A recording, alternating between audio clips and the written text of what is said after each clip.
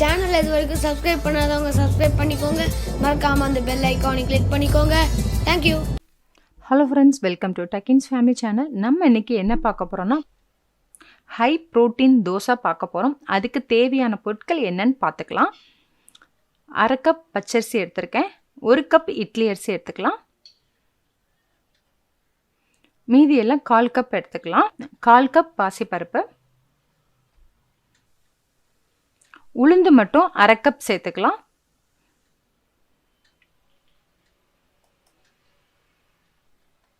உளுந்து கொஞ்சம் கூடுதலாக சேர்த்தோம்னா தோசை நல்லா கிறிஸ்பியாக வரும், அதனால உளுந்து கூட சேர்த்துருக்கேன். துவரம்பருப்பு 1/4 கப்,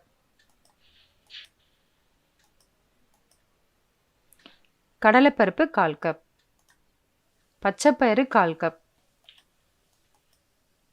பச்சை வேர்க்கடலை 1/4 கப், வெள்ளை சுண்டல் 1/4 கப், பாதாம் ஒரு 15 சேர்த்துக்கிறேன். இல்லை, பாதாமில் நிறைய ஹை ப்ரோட்டீன் இருக்கிறனால நான் பாதாம் சேர்த்துக்கிறேன்.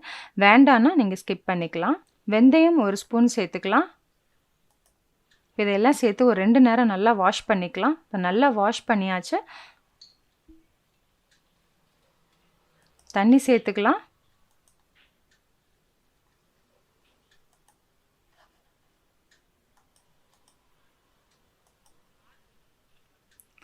காரத்துக்கு 3 வத்தல் சேர்த்துக்கலாம்.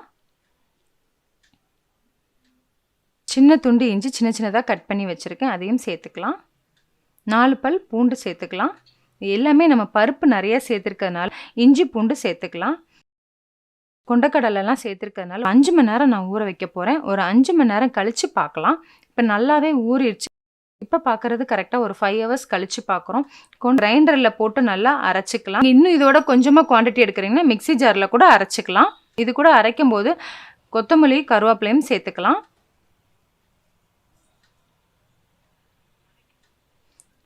அரைக்கும் போதே இப்போ தேவையான அளவு உப்பு சேர்த்துக்கலாம். நல்லா நைஸாக அரைச்சாச்சு. இப்போ வேறு ஒரு பவுலுக்கு மாற்றிக்கலாம். 5 ஹவர்ஸ் ஊறி இருக்கிறதுனால ரொம்ப நேரம் புளிக்க வைக்கணும்னு அவசியம் இல்லை. ஒரு 2 மணி நேரம் வச்சாலே போதும், நல்லா புளிச்சிரும். காலையில் பிரேக்ஃபாஸ்ட்டுக்கு தான் இது கரெக்டாக இருக்கும். நைட்டு எடுத்துக்காதீங்க, ரொம்ப ஹெவியாக இருக்கும். நைட்டு அரைச்சிருக்கேன். இப்போ நான் காலையில் அடுத்த நாள் காலையில் பார்க்குறோம்.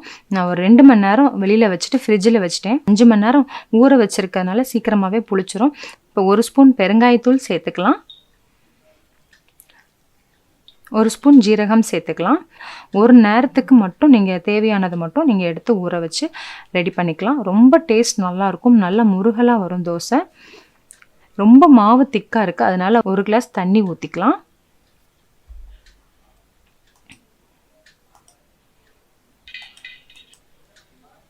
இப்போ தோசைக்கல் நல்லா காஞ்சிருச்சு. இப்போ மாவு ஊற்றிக்கலாம்.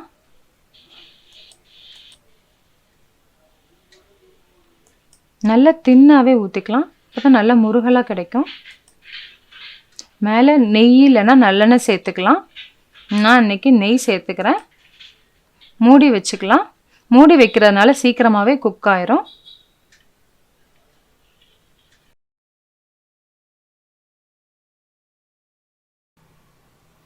எவ்வளோ நல்லா முருகலாக இருக்குது பாருங்கள் தோசை. இதுக்கு தேங்காய் சட்னி ரொம்ப நல்லாயிருக்கும். நீங்களும் இந்த ப்ரோட்டீன் தோசை செஞ்சு பாருங்கள். செஞ்சு பார்த்துட்டு ஃபீட்பேக் சொல்லுங்கள். தேங்க்யூ.